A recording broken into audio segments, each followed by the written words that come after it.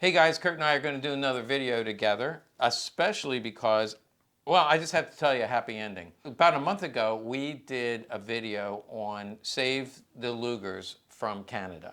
I think it has almost 30,000 views at this point, but you can go back and watch that. I basically said that in Canada, long story, but if you brought a gun back and it was never registered, it has to be destroyed upon your death. So all of these guns were destined to be destroyed. And we rescued them. I did a plea in the video, said, hey, listen, if you have guns that need to be rescued, we found an exporter. Actually, we've worked with an exporter who was able to get them to us. So every one of these guns was rescued. I'm going to go over them really quickly, and then Kurt's going to go over some accessories. But this is just, this should just warm your heart.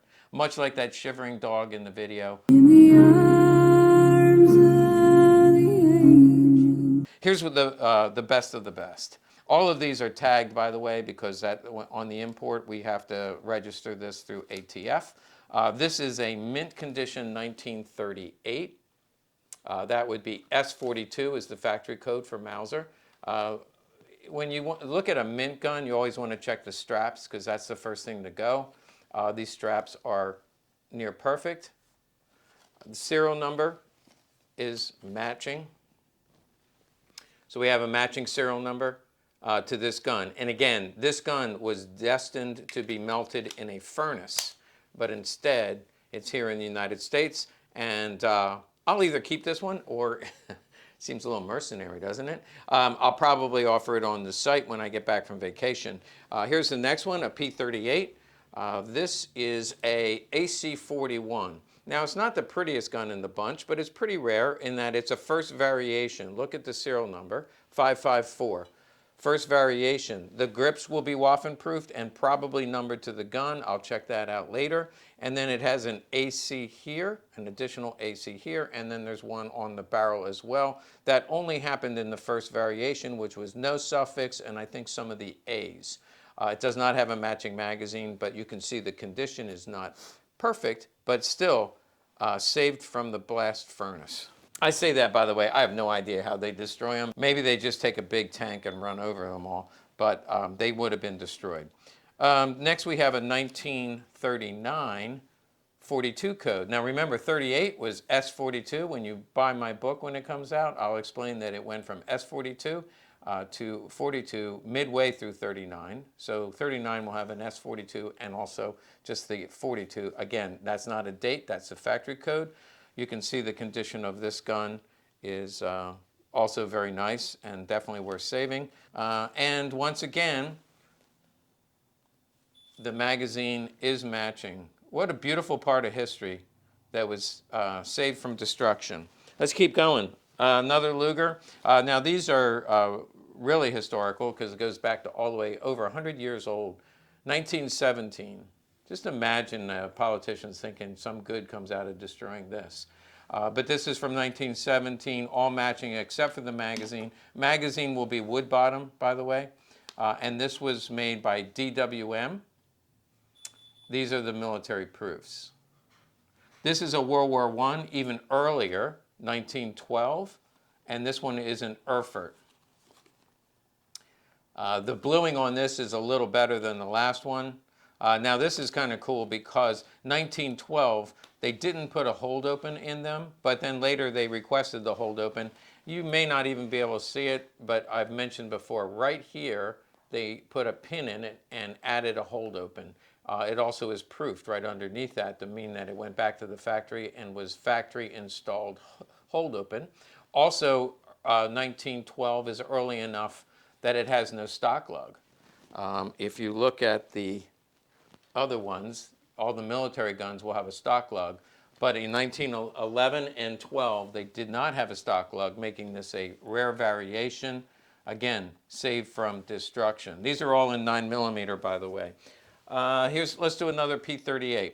This one is also AC-41, and also, this is in the B block, and it's also AC marked here and on the barrel. Which means the first variation went all the way up to the B block, just noteworthy. Also, this comes with a matching magazine.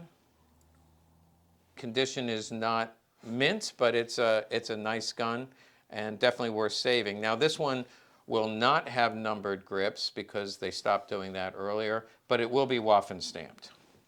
All right, one of my favorites. Hate to let this go, but this is what they, of course, call a Black Widow. If you've been watching prices on Black Widows, they've been going crazy. This actually came as a complete rig, but believe it or not, the guns got here before the accessories did. So the transfer time, which used to be 6 months, is actually happening a lot more quickly.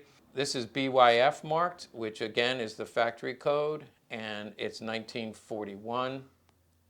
And it's considered Black Widow because of the black Bakelite grips and the black Bakelite bottom. But these are highly desirable, and this one is in extremely nice condition. Sticking with the World War I theme, 1915, stock lug, wood bottom magazine, DWM, all matching except for the magazine. Oh, this is military. But then after the war, see this here safety? After the war, instead of being destroyed, this was saved from destruction at the end of World War I because they sent it to the police, added the police sear safety, so we know it went to the police after World War I. Then it went to captured in World War II by some Canadian soldier, over to Canada, where it was destined to be destroyed a second time. This is like a cat. This has at least 3 lives right now. Okay, another 1917. I'm pretty sure we already did a 1917 DWM, stock lug, wood bottom, all matching except for the magazine. Military proofed, never went to the police. And I've got one more. Oh, this is pretty nice. This is a AC-40. Remember the other two were AC-41? 1940 was the first year they made them. Actually, they made some prototypes in 39. But full production, military production happened in 1940. This is AC-40, and it has a matching magazine, which is extremely rare. About half of you P38 collectors out there are right now saying, I want this gun. So this was saved from destruction because it was even earlier than 41. It does have the AC here and the AC on the barrel. These will be numbered to the gun and also Waffen-proofed. Let me just show you the difference. 41 to 42, you can see the grips are about the same, the magazines are numbered about the same, and the finish is about the same. The only thing that's different is this is a year earlier. Okay, one more I want to show you. And again, the gun got here before the accessories because this came with a stock. I believe it's a matching stock, but this is obviously a broom handle. Gets its name from the handle that looks like a broom handle. This is original finish, and this is a cone hammer. Instead, they have the large ring, they have the standard, and then they have the cone hammer. This one was destined for destruction, but yet we were able to save it. Now, I think this is considered an antique. So I'm not sure that it would have been destroyed, but all I know is that it was imported with the rest of these guns. These are typically crown and proofed, and then if they went to the military, they would have an additional military proof on this side. This proof is, I'm not sure, I'll have to look that up. This looks like it's probably the smaller caliber, 7.63, but also then for the military, they made them in 9mm. Often that'll be the red 9 that you've heard of before. Okay, I was talking fast because I wanted to make sure I gave Kurt equal time. Nah, he doesn't get equal time. Hadn't been here long enough. But Kurt, work up to it. That's right. You have some things that you wanted to share as well. Yeah, sure. Those were some cool guns, Tom. Thank you. I like the cat gun because it's rare. The cat gun? The cat gun. It's got 3 lives, and it's rare. Oh, that one, yeah. It's rare. The joke went. Yeah. So I got some non-gun things to show us, to show you. And we'll start with a pith helmet. They're called pith helmets because they were pithy. I don't know. Why were they? You can add some pithy comments. Okay, there you go. Now, these, we call them pith helmets, but they were worn by the German Afrika Corps in Africa during World War II. They always have 2 emblems. You have the Nazi eagle logo on one side, and then you have the German shield, or the shield of Germany, on the other. This is what's known as a first pattern. you'll notice the twill cloth exterior. That's one of the main indicators or differentiators from this and the second pattern, which is way more common. The first pattern being less common, they took more time to make these, they took more material to make these, so the second pattern is more of an optimized production item where they made more of them for cheaper. Another reason why these were more expensive and took longer to make is because this is a cork mold underneath the twill here. This example still has the original chin strap. As you see, the leather chin strap, excellent condition. You always see a little bit of cracking like that in the surface of the leather, but it doesn't go deep. It's what we call honest wear or natural aging of the leather. The interior liner is excellent. You can see a size ink stamp there, and you can see another size stamp on the liner itself here, 54. Try it on. And let's see if it fits. I don't have too big of a head. That's a little small. If I tilt it down, it looks good though. I'm ready for my safari out in Africa with the Germans.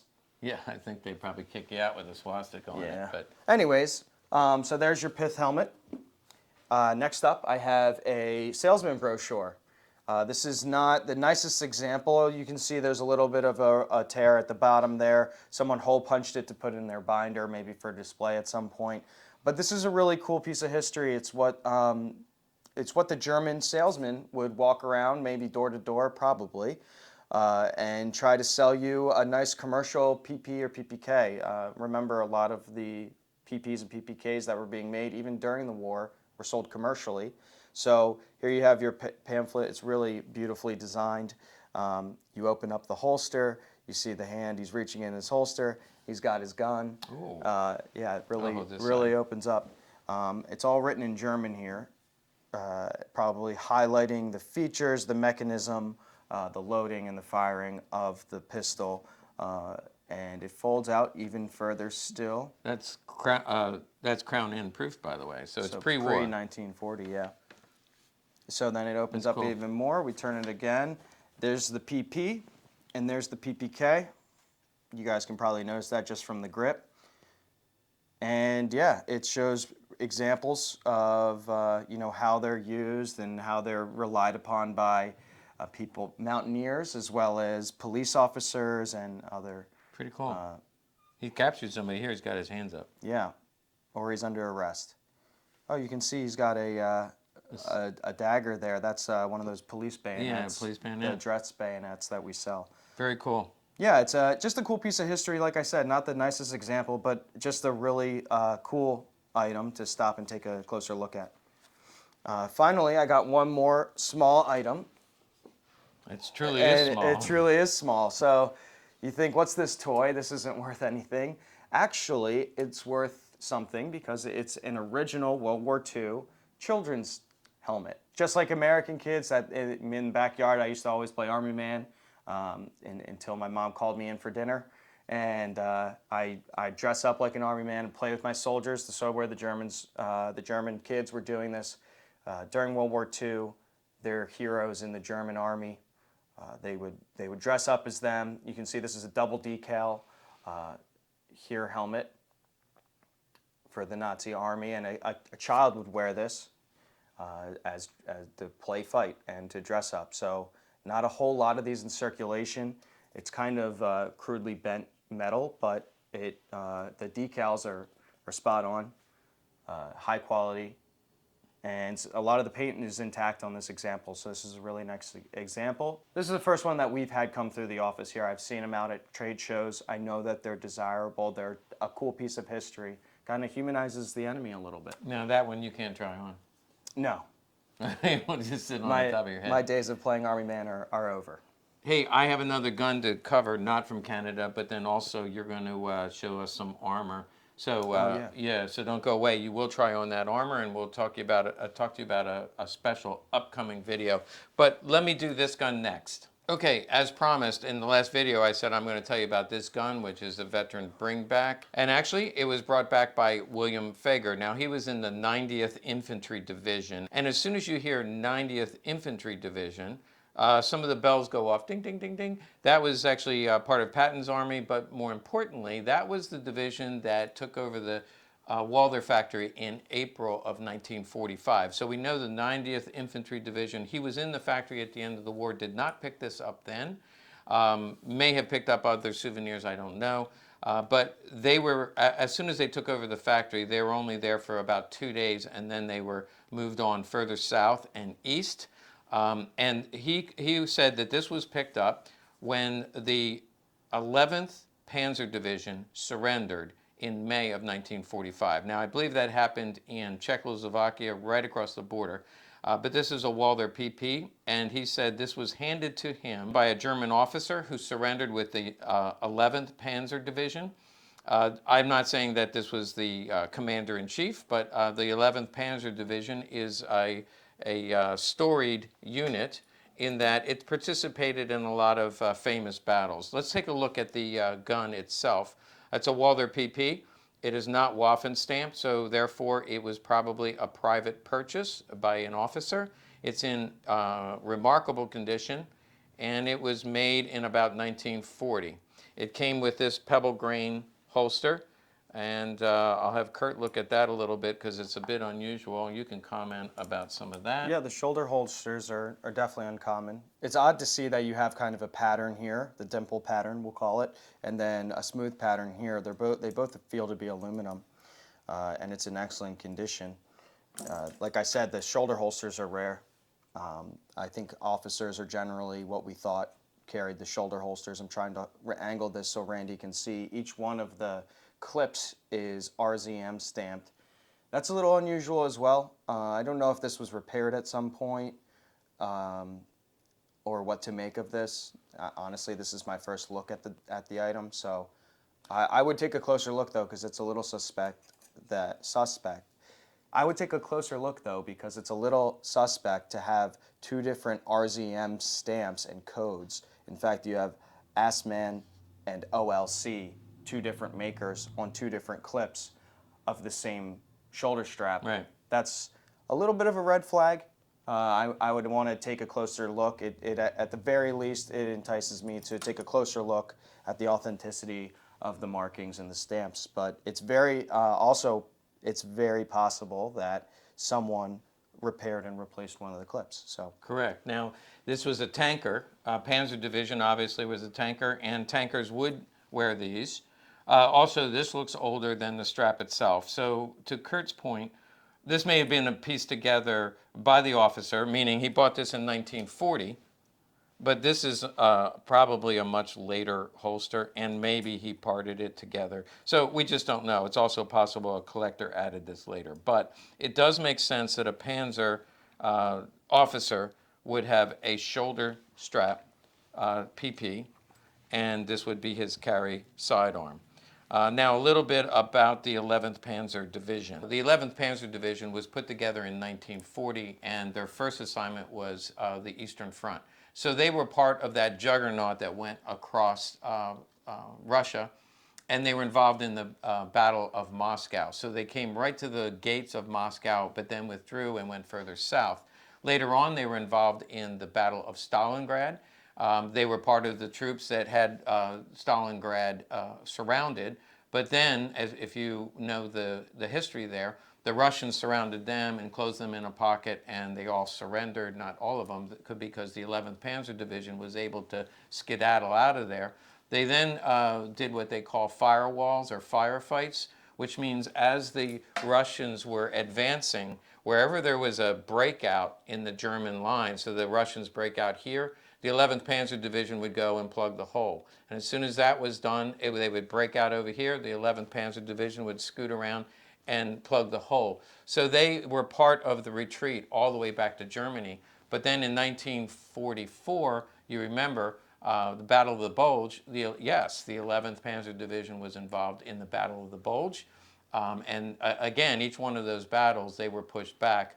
And then finally, in May of 1945, the 11th Panzer Division surrendered. There's actually a video on YouTube. Let's check that out.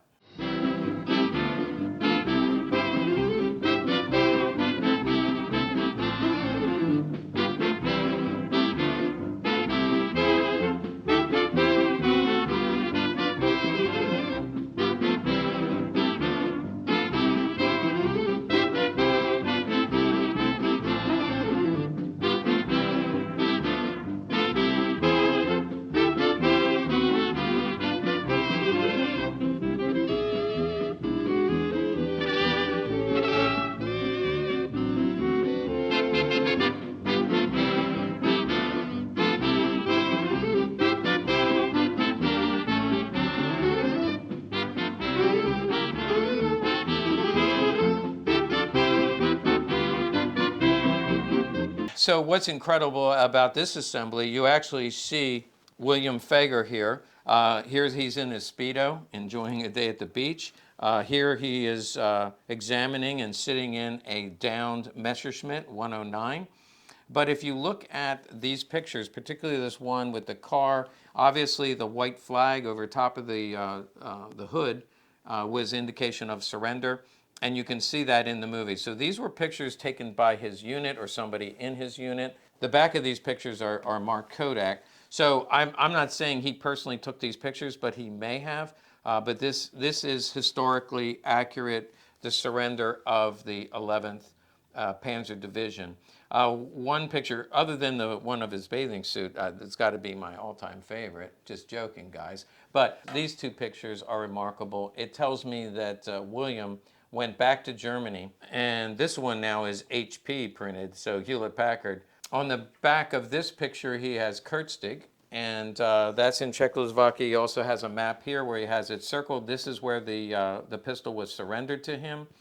And so he took this picture during the war, or this picture was taken during the war. Now it is a car dealership, it looks like, but that's the same hill in the background. So he went to the approximate spot where he was standing when the picture was taken, and he went back and took another picture. So he obviously returned, maybe retraced some of the steps that he took in the 90th Infantry Division. Here's the capture paper, and yes, they are laminated. Remember, I said don't laminate them if it's not too late. You can see that he got this gun. It's listed by serial number, and it says stored in a box. He also has a camera meter, and a pair of binoculars. Those were favorite items. And again, this is September of '45, so after the war was over. He brought another capture paper when in his duffel bag. Looks like he brought home a plastic flashlight. And William liked to capitalize everything. Let's look at this. Yeah, so he liked to do all caps. So I know he filled this out because it says 11th Panzer Division surrendered to William Fager's unit in the spring of '45. Walther PP personally handed to him fully loaded. Oh, he makes the point that it was fully loaded when it was handed to him.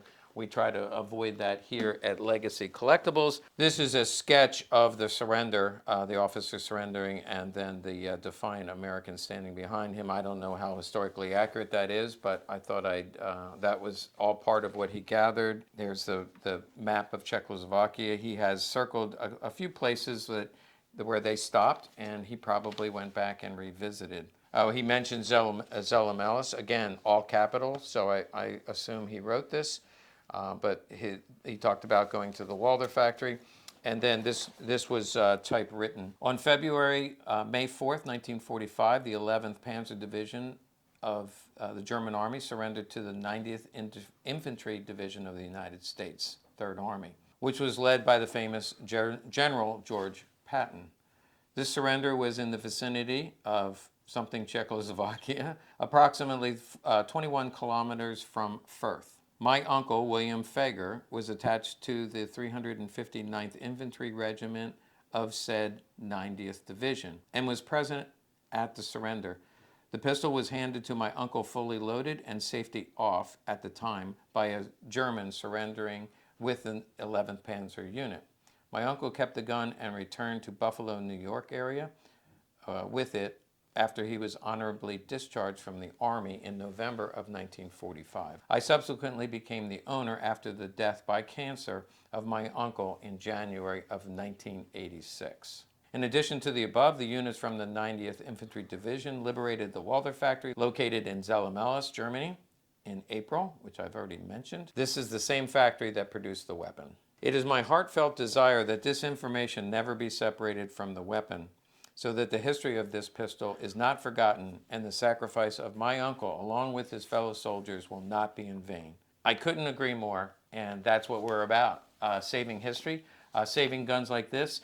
Keeping this all together, there's a lot more to learn. We didn't learn it all, but we're going to move it along to somebody else.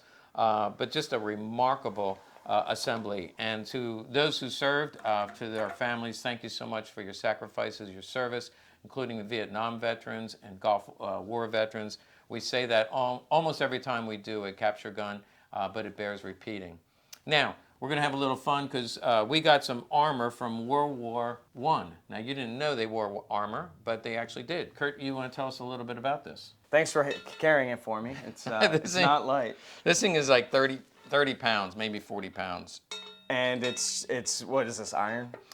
Yes, this is iron. It's riveted. It's about a 1/4 inch thick, riveted piece of iron. A couple pieces of iron. There's leather straps keeping it all show you together. The other side. Let me turn it other around. side. No, that's all right. It makes a lot of noise too. So you would not sneak up on the enemy with one of these. Kind of like a horseshoe crab. Well, that's to cover the private parts down Oh, there. So okay. let's put it on you. It's actually, I put it on, and when it's on, it's not as heavy because it's like wearing a backpack. You would not sneak up on the enemy. Yeah, that's not bad. Now I do know if I punch it, it does more damage to me than it does to Kurt. I'm just kidding. Okay, but you can see it covers all the important parts here. Too, up to my chin, really. Now, with a German helmet on, it's a machine gun unit, so obviously everybody wants to take out the machine gunner with a sniper. So it protects all the vital organs of your head, other than a face shot, which we like to do in Call of Duty. Right. But with the helmet and with the armor on, it would keep the machine gunners alive a little bit longer. I don't know if other armies use the same kind of armor, but we know the Germans did because we have a set. Now, what we thought would be really cool is Randy will do anything. Yeah. So we're going to let Randy wear this, and we're going to take it to the range and shoot it. Don't you think that's a great idea? Perfect. What could go wrong? We actually won't do that, but we will go to the range, and I was thinking get an Enfield rifle, get a Gewehr, different World War I. Oh, we have to get a 1911 from World War I and shoot this. Now, I know that it'll hurt the value a little bit, but for you, our subscribers, it's well worth it. Definitely. Hey, thanks for watching. We really will shoot this thing. It'll be a while because actually I'm going on vacation and the weather outside is nasty. We'll shoot it and put it together in a video just for you.